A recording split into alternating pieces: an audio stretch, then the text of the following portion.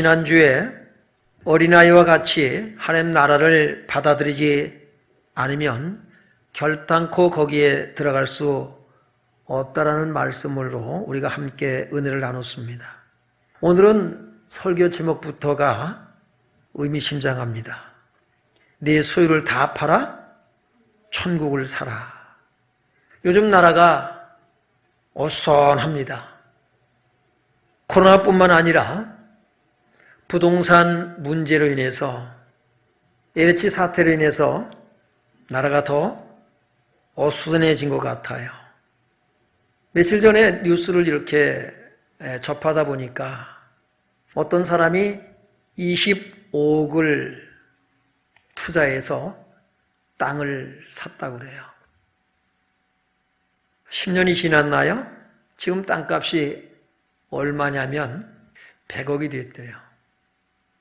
온통 나라가 이 부동산 문제, 이 전세 문제, 집 문제 이런 것들 때문에 어지럽습니다.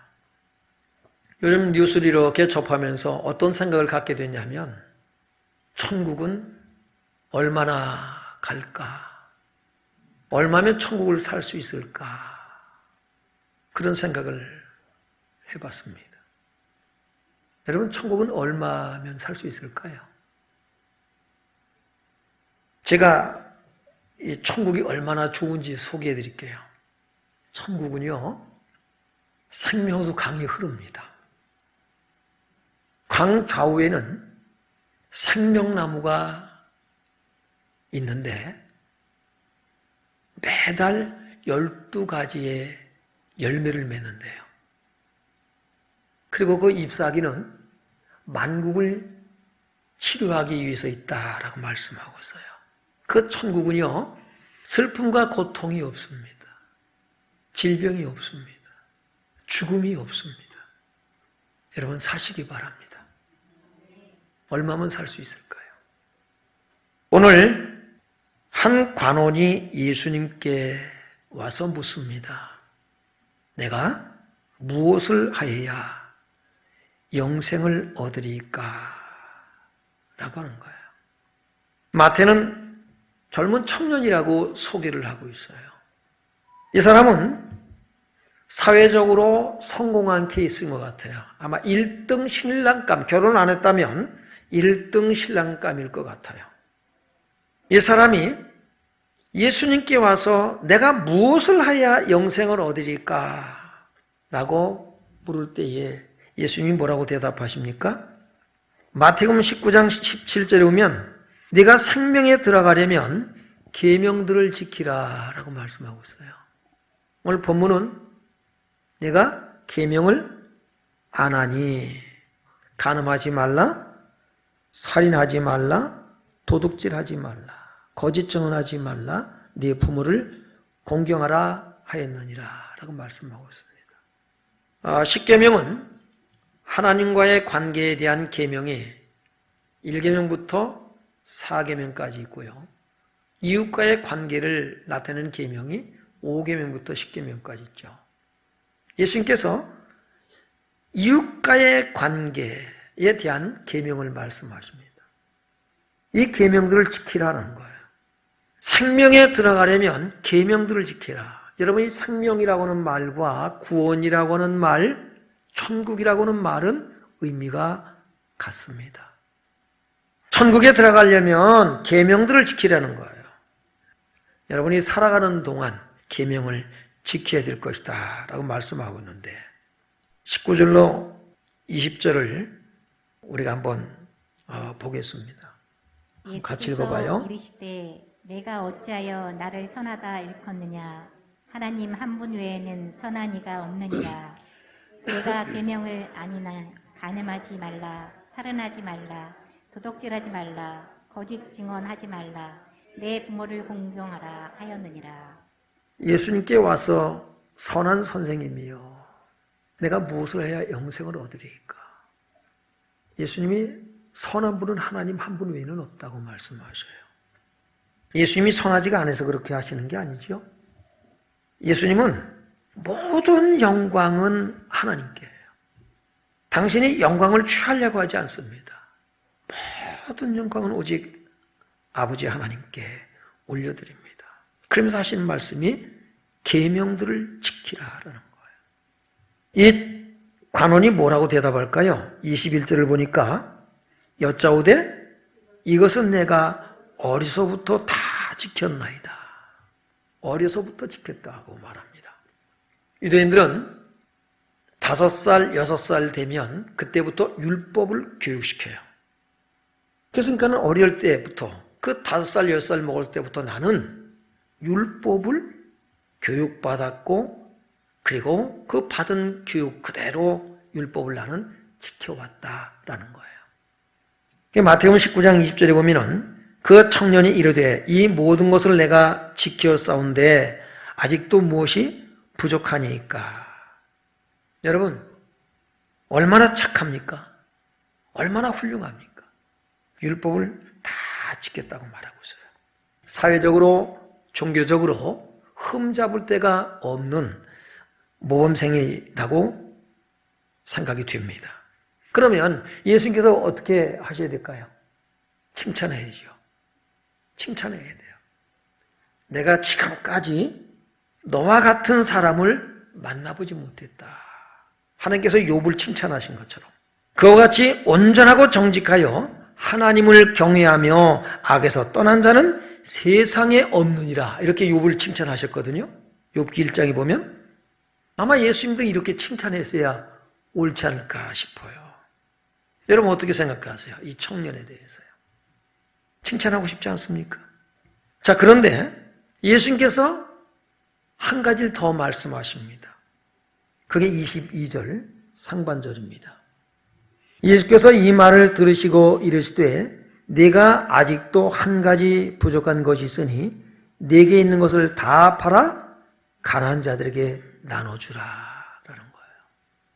계명을 지킨 것 가지고도 모자라서 예수님은 지금 네 가진 것을 다 팔아, 일부를 파는 것도 아닙니다. 다 팔아서 가난한 자들에게 나눠주라는 거예요. 그러면 이 사람이 자기 것을 다 팔아 가난한 자에게 주면 이 사람은 어떻게 돼요? 가난해지잖아요. 근데 그렇게 하래요. 칭찬을 해줘야 되는데 오히려 한 가지를 더 말씀하십니다. 다 팔아서 가난한 자에게 주라.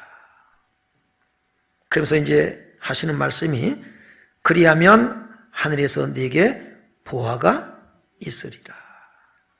보화가 네게 있을 것이라는 거예요. 그리고 너는 나를 따르라. 이것이 영생이다 이겁니다. 하늘의 보화가 뭡니까? 영생이에요. 구원이에요. 더 많은 재물로 안겨준다는 얘기가 아니에요. 이 하늘의 보화를 너에게 주겠다는 거예요. 여러분 천하를 얻을래요? 영생을 얻을래요? 여러분 계명을 지키면 구원 받습니까? 로마서 3장에 뭐라고 말씀하고 있나요?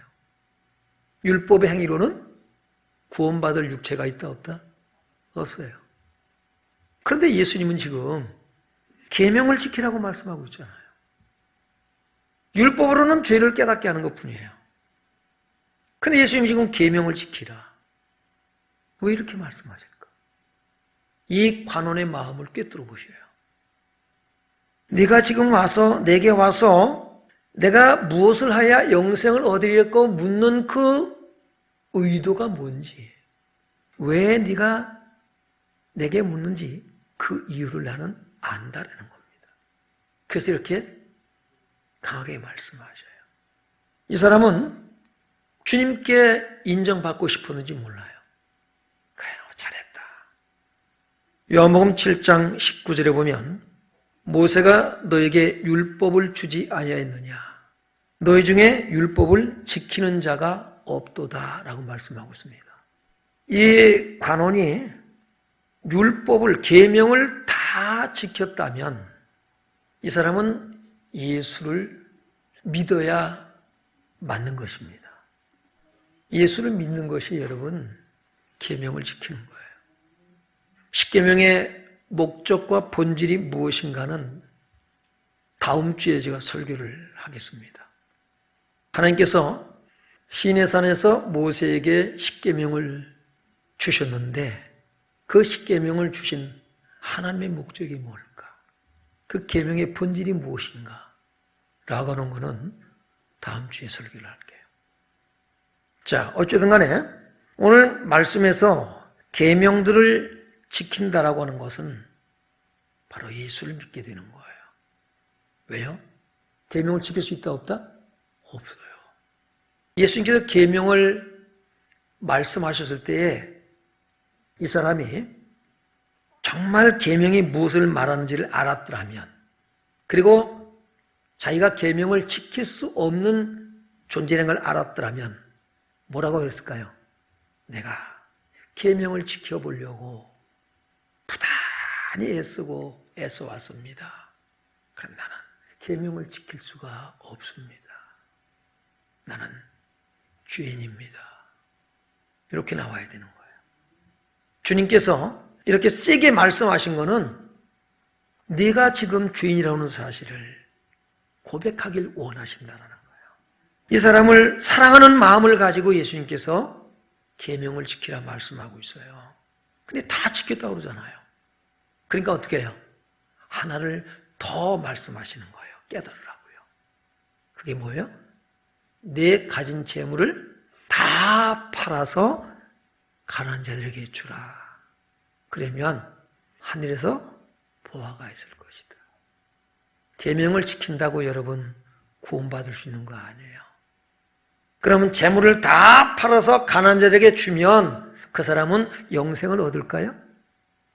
그렇게 한다고 해서 영생이 주어지는 거 아니에요. 그럼 뭡니까? 구원받은 것 때문에 여러분의 소유를 팔아서 가난한 자들에게 줄 수 있기를 바랍니다. 열매로 나타나는 거예요. 사도행전에 보면 자기 밭을 가진 자는 밭을 갖다가 팔았다 그랬어요.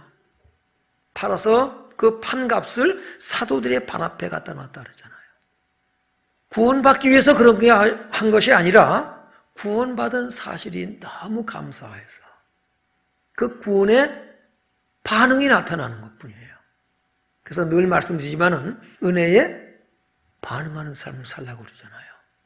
구원받은 은혜, 하나님께서 내게 베푸신 은혜의 반응, 이게 그리스도인의 삶인 거예요. 열매를 보고 나무를 알아요. 그래서 예수님께서 이렇게 말씀하시는 것은 네가 어떤 열매를 맺고 있는가를 그럼 봐라 하는 거예요. 네가 구원받았다면 계명을 범할 이유가 없어요. 네가 계명을 지켰다면 내가 누군지 알았을 것이다라는 거예요. 지금까지 예수님은 어떤 일을 하셨어요? 예수님이 그리스도라고 하는 구원자라고 하는 사실을 나타내 보이셨잖아요. 많은 병자를 고치고 귀신을 쫓아내고 하신 모든 일들이 예수님이 어떤 분인가를 나타낸 거예요. 그러니까 여러분도 어때요? 매일 하나님 내한테 이런 증거를 보여주옵소서, 기적을 베풀어 주옵소서, 병 낫게 해 주옵소서. 그러면 내가 믿겠나이다. 노다지 그러면 곤란해요. 한번 여러분이 생활 속에서 하나님의 살아계신 놀라운 증거, 예수님이 그리스도인 증거들을 경험하는 은혜가 있길 바랍니다. 거기에 근데 머물러 있지 말아야 말해요. 맨날 그런 경험만 하고 살려고 하면 곤란해요. 예수님이 경험했다면 예수님이 그리스도가 맞구나. 그럼 이제 뭐예요? 끝난 거야 이제. 하나님은 살아계시고 예수님이 전능하시고 구원자고 나는 구원받았구나. 내가 주를 믿나이다. 이제는 뭘 구해요? 주님의 나라가 내 안에 이루어지기를 원합니다. 주님의 다스림과 통치 속에 살아가는 나의 삶이 되게 해 주옵소서. 내 영혼을 주님 다스리시옵소서. 내 육신도 주님이 다스리시옵소서. 하나님의 나라가 내 생활 가운데 임하기를 원합니다. 그래서 순종의 삶을 살아가는 것, 그게 우리의 기도 제목이 되어야 된다고요. 맨날 뭔가를 보여달라고. 그럼 이제 초신자들이라고 구하는 거예요. 주님께서 내 소유를 다 팔아 가는 자들에게 주라. 그럼 하늘에 보화가 있을 것이다. 그리고 너는 나를 따르라. 이 사람이 어땠을까요, 마음이? 아멘? 여러분 아멘 할래요? 오늘 우리에게 주시는 말씀 아닙니까? 오늘 나가서 소유 파시기 바랍니다. 천국을 사야 될 거 아닙니까? 소유를 다 팔아 가난한 자들에게 주라 이 말은 무슨 얘기예요? 천국을 사라 이 말이에요. 영생을 사라 이 말이에요. 천국의 가치. 여러분이 할 수만 있으면은 어디 신도시를 개발한다. 그러면 어떻게 해요? 돈이 있다면 투자할 거 아닙니까? 왜? 그 땅값이 올라갈 테니까. 이 세상이 천국의 비교가 되겠어요? 우리가 할 수만 있으면요. 다 팔아서도 사야 되겠죠. 오늘 이 부자 관원 청년은 23절에 보니까 그 사람이 큰 부자이므로 이 말씀을 듣고 심히 근심하니라. 마태복음에 보면은요, 근심하며 가니라 라고 말씀하고 있어요. 여러분, 영생을 포기했습니다. 예수님이 좀 이렇게 좀, 야, 그러면 그게 아니고 이것이다. 가르쳐 주면 얼마나 좋을까요? 근데 예수님 그렇게 안 하셔요. 그 가는 사람을 그냥 내버려 두십니다. 내가 이거를 지킬 수가 없나이다. 나를 도와주옵소서. 이러면 예수님께서 도우셨을 거예요. 구하지 않습니다. 이 사람은 영생을 포기했어요. 천국을 포기했습니다. 뭐 때문에요? 재물이 많은 거로. 어떻게 번 돈인데? 내가 이거를 어떻게 이 재물을 모았는데 먹을 거 제대로 못 먹고 입을 거 제대로 못 입고 아끼고 아껴서 모은 재산인데 이거를 다 팔아서 가는 자들에게 주라고요? 피 같은 재물인데 할 수가 없는 거예요. 예수님께서 이어서 말씀하십니다. 24절, 25절 봅니다. 예수께서 이르시되 재물이 있는 자는 하나님의 나라에 들어가기가 얼마나 어려운지 낙타가 바늘기로 들어가는 것이 부자가 하나님 나라에 들어가는 것보다 쉬우니라 하시니. 재물이 있는 자는 하나님 나라에 들어가기가 얼마나 어려운지 낙타가 바늘기로 들어가는 것이 부자가 하나님 나라에 들어가는 것보다 쉬우니라. 여러분, 낙타, 이걸 이제 배에서 쓰는 밧줄을 얘기하기도 합니다. 이게 들어가나요? 바늘기로? 밧줄이 국수입니다. 들어갈 수 있을까요? 불가능해요.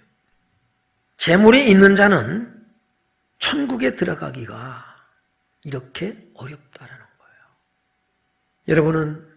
여러분의 재물이 구원의 장애물이 되지는 않습니까?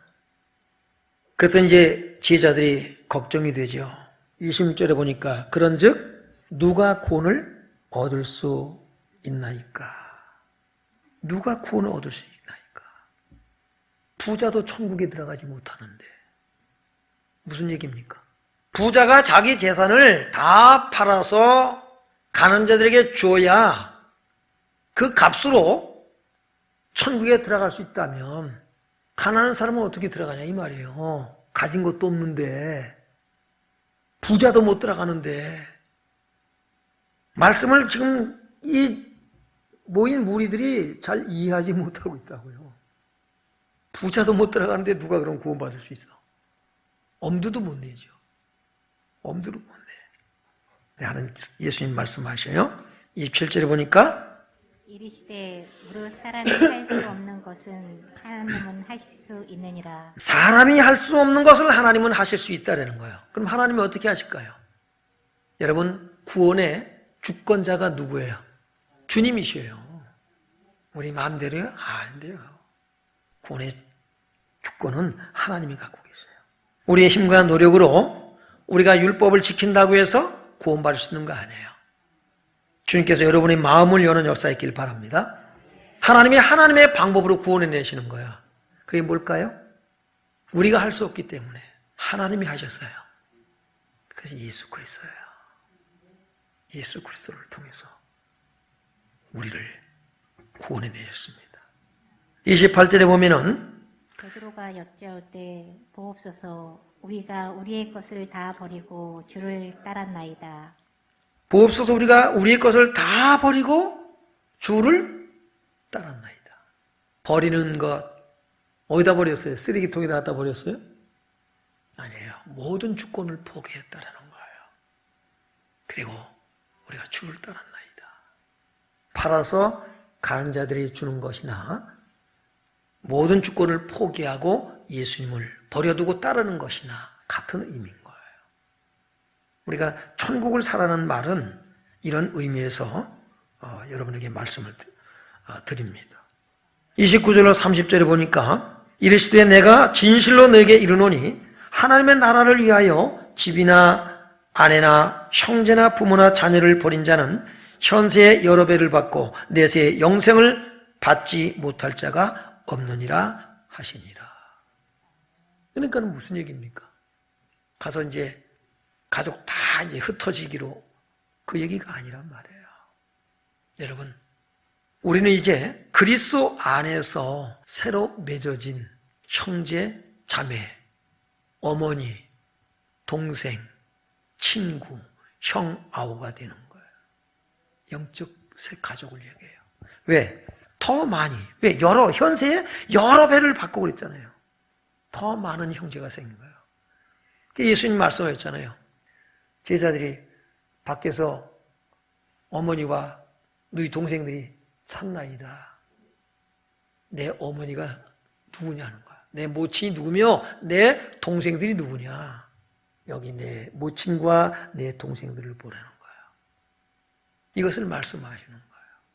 그래서 우리는요, 이제는 한 형제 자매가 되었고요. 더 나아가서 뭐가 됐어요? 지체가 됐어요. 그리스도의 몸된 우리는 지체가 됐잖아요. 이 관계성을 중요시 여기는 것을 말씀드리고자 하는 거거든요. 여러분, 우리는요, 모든 소유를 다 팔아서라도 천국을 사야 할 만큼 천국에 가치가 있는 줄로 믿습니다. 마태복음 13장 44절 봅니다. 천국은 마치 밭에 감추인 보화와 같으니 사람이 이를 발견한 후 숨겨두고 기뻐하며 돌아가서 자기의 소유를 다 팔아 그 밭을 사느니라.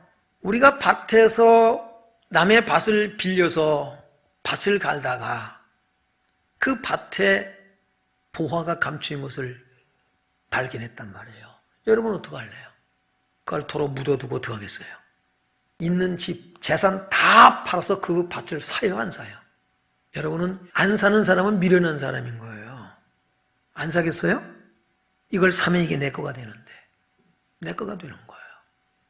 바로 천국은 이런 것이다라는 거예요. 내 재산을 다 팔아서라도 뭐예요?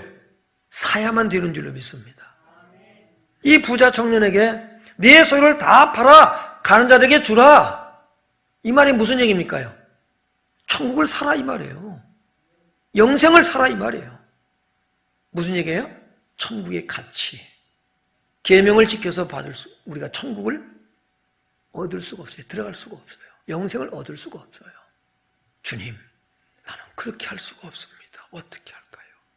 어떻게 나를 합니까? 나를 도와주세요. 이러고 나와야지요.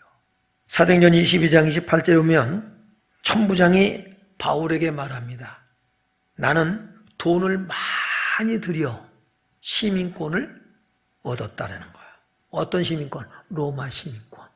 여러분, 로마 시민권을 얻기 위해서 이 사람은 돈을 많이 들여서 시민권을 샀단 말입니다. 왜? 그 당시에는 로마가 세계를 지배하고 있었단 말이에요. 우리가 내가 천국을 소유할 수만 있다면, 내 것으로 만들 수만 있다면 재산을 다 팔아서 사갔어요, 안 사갔어요? 사지요. 그런데 하나님은 이것을 우리에게 주신 줄로 믿습니다. 우리에게 천국의 주인이 되게 하셨다는 사실이에요.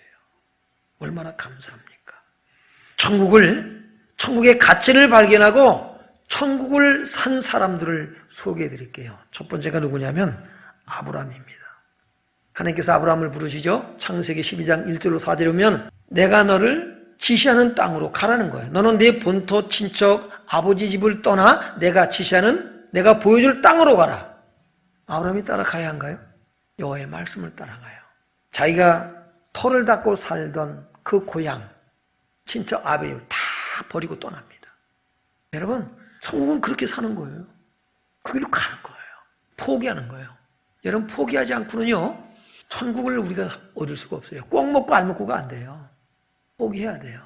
내가 세상 것을 소유하고 살 거냐, 하나님의 나라를 소유하고 살 것이냐, 두 가지 다 안 돼요. 미안하지만 하나를 포기해야 돼요. 뭘 포기할래요? 오늘 결단하셔요. 결단이 안 되신 분들은 오늘 결단하셔야 돼요. 두 가지 다 하나님과 재물을 겸해서 섬길 수 있다 그랬어요? 없다 그랬어요? 없다고 그랬어요. 오늘 부자 청년이 돼서 근심하며 가야 할 사람들이 있을 수 있어요. 포기할 수 있겠냐고요. 내가 열심히 기도하지 않습니까? 열심히 봉사하지 않습니까? 열심히 성경 읽지 않습니까? 내가 열심히 전도하지 않습니까? 남은 구원하되 이럴 수 있어요. 그러면 어떡하라는 겁니까? 그러면 있는 재산 다 어떡하라는 겁니까? 바울은 내게 유익하던 것을 다 뭘로 여겼다고 그래요? 해로 여기고 배설물처럼 버렸다 그랬어요. 배설물은 어디에 쓰는 게 딱 좋다? 옛날에 거름 뭘로 썼어요? 배설물. 배설물. 여러분이 가진 재물을 그러면 어떻게 하라는 얘기냐? 천국을 위해서, 하나님 나라를 위해서, 복음을 위해서 거름으로 사용하시길 바랍니다. 이제 조금 침이 덜어졌지요? 이렇게 말씀드리니까. 주님 나라를 위해서 배설물로, 거름으로 사용하는 거예요. 거름으로. 집 팔아서 여러분, 하나님께서 여러분에게 팔기를 원하시면 파세요. 여러분께 주님께서 어떤 마음을 주시느냐. 파세요. 사도행전 보니까 그렇게 했더라고요. 하나님이 그 마음을 주신다. 우리는 성령의 인도하심을 따라 그렇게 살아가는 거예요. 모세는 어떻게 했을까요? 히브리서 11장을 보면 이 말씀을 읽고 갑시다. 24절, 26절. 믿음으로 모세는 장성하여 바로의 공주의 아들이라 청함받음을 거절하고 도리어 하나님의 백성과 함께 고난받기를 잠시 죄악의 나그를 누리는 것보다 더 좋아하고 그리스도를 위하여 받는 수모를 애굽의 모든 보화보다 더 큰 재물로 여겼으니 이는 상 주심을 바라봄이라. 여러분, 이렇게 우리가 써있는 성경을 우리는 어떻게 읽냐면 모세는 믿음으로 바로의 공주의 아들로 칭함받기를 좋아하고 하나님의 백성과 함께 고난받기를 거절했다라고 읽는단 말이에요. 많은 믿음의 사람들의 관심이 어디에 있습니까? 모세가 바로의 공주의 아들로 호화롭게 살아갈 수 있는 그런 삶을 추구하잖아요. 그런 믿음의 삶을 살잖아요. 천국에 어울리나요? 오늘 여러분의 삶이 정말 천국에 내가 어울리는가? 내가 오늘 추구하는 것이 천국에 정말 어울리는가? 우리 생각해 봐야 돼요. 우리는 예수 믿는 게 고난 안 받기 위해서라고요. 일반적으로. 왜 고난을 받아? 왜 핍박을 받아? 왜 싫은 소리를 들어가면서? 우리는 그렇게 생각할 수가 있어요. 그래서 성경을 이렇게 읽어간다고요. 그리스도를 위하여 받는 수모를 애굽의 모든 보화보다 더 큰 재물로 여겼으니 이는 상주심을 받았음이라. 이게 모세거든요.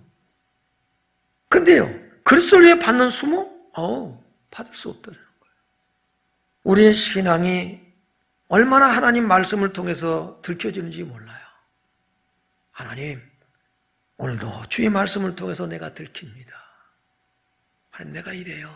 숨으려고 하지 마세요. 우리가 성경을 읽을 때에 주님의 음성이 들려옵니다. 이 말씀을 가지고 우리에게 음성이 들려와요. 나무 뒤에 숨지 마세요. 아담처럼. 아담아, 네가 어디 있느냐? 나무 뒤에 숨는다니까요. 우리는 자꾸 숨으려고 그래요. 우리를 감추려고 그래요. 하나님, 내가 이래요. 오늘도 하나님 들키게 하시니 감사합니다. 안 들켜서 감사가 아니에요. 우리는 성경을 통해서 끊임없이 들켜야 됩니다. 들켜야 돼요. 부자 청년도, 이 관원도 계명을 말씀하셨을 때 여기에 자기가 들켜져서 나와야 되거든요. 내가 죄인입니다. 그런데 나는 다 지켰다는 거예요. 우리는 성경을 읽을 때 들켜서 기쁘고 감사한 거예요. 하나님, 이런 나를 하나님 사랑하시고 이런 나를 구원하시는 것 하나님 감사합니다. 나를 불쌍히 해 주옵시고. 우리가 아까 찬양한 것처럼 예수의 보혈이 흐른단 말이에요. 여러분, 하나님 나라 들어가면 어때요? 생수의 강이 흐르잖아요. 예수의 보혈이 뭡니까? 생수입니다. 예수의 피가 흐르는 거예요, 피가. 예수의 생명. 그 보혈로 나를 정결케 하시고 그 생명으로 나를 살게 하여 주시옵소서. 들켜야 돼요, 들켜야 돼요. 제발 안 들키려고 하지 마세요. 말씀 앞에 나오면, 하나 앞에 나오면 다 들켜지길 바라야 돼요. 벌거벗은 것처럼. 벌게 벗겨져야 돼요, 다. 우리가 죄의 옷이 다 들켜서 벌거 벗겨지고 그리스도로 새롭게 옷 입기를 주 이름으로 축원합니다. 여러분, 구원이란 건 이런 거거든요. 그때 우리는 세상이 줄 수 없는 기쁨, 평안함, 감사, 감격이 살아나요. 모세는요, 이렇게 대가를 지불합니다. 왜요? 천국을 소유하기 위해서요. 우리가 천국을 내 것을 만들려면 대가를 지불해야 돼요. 아브라함도 어떻게 했어요? 죄의 도시, 자기가 태어나서 자라난 그 죄의 도시를 떠난다고요. 모세도 어떡합니까요? 바로의 궁 안에서의 그 죄악의 낙을 어떻게 해요? 떠나고요. 고난을 택합니다. 대가를요, 지불하는 거예요. 천국은 그냥 거저배기시로 얻어지는 것이 아닙니다. 여러분, 그 다음에 가난한 과부는 어떡합니까? 두 랩돈 베껴세요. 그러니까 동전. 아마 지금은 쉽게 얘기하면 우리 10원짜리, 100원짜리 밖에 안 될 거라고요. 그거 두 개밖에 없어. 그 전부를 갖다가 드려요. 그러니까 예수님이 그걸 보고 뭐라고 그래요? 부자들이 헌금함에 넣는 것보다 그가 더 많이 드렸다. 우리는요, 자꾸 상대평가를 하려고 그래. 신앙생활도 저 사람보다 낫지. 자꾸 상대평가를 합니다. 하나님은 절대평가를 하시네요. 부자도 천국에 못 들어가는데 가난 우리가 어떻게 들어갈 수 있느냐? 상대평가를 하니까 그런 해석이 나오는 거예요. 하나님 절대평가하셔요. 100억을 가진 사람 100억을 들여서 천국을 사야 되고요. 100만 원밖에 없는 사람은 100만 원 주고 천국을 사는 거예요. 이게 하나님의 셈법이에요. 하나님은 어떻게 하신 줄 아세요? 자기 피로 어떻게 했어요?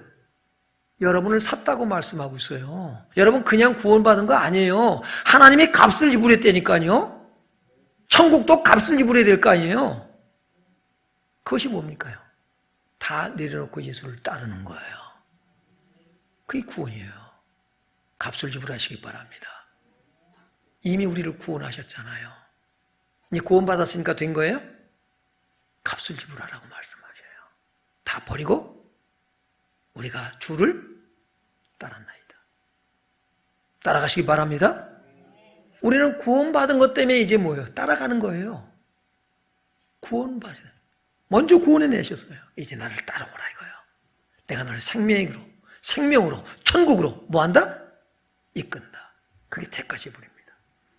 요한복음 12장 3절에 보면 마리아는 300데나리온의 가치가 나가는 향유 옥합을 깹니다. 그리고 예수님의 발에 붓고 자기 머리를 털로 닦아요. 대가를 지불하는 거예요. 구원받기 위해서 그랬나요? 아니요. 구원받은 사실에 대한 감사. 하나님 나라의 가치 발견.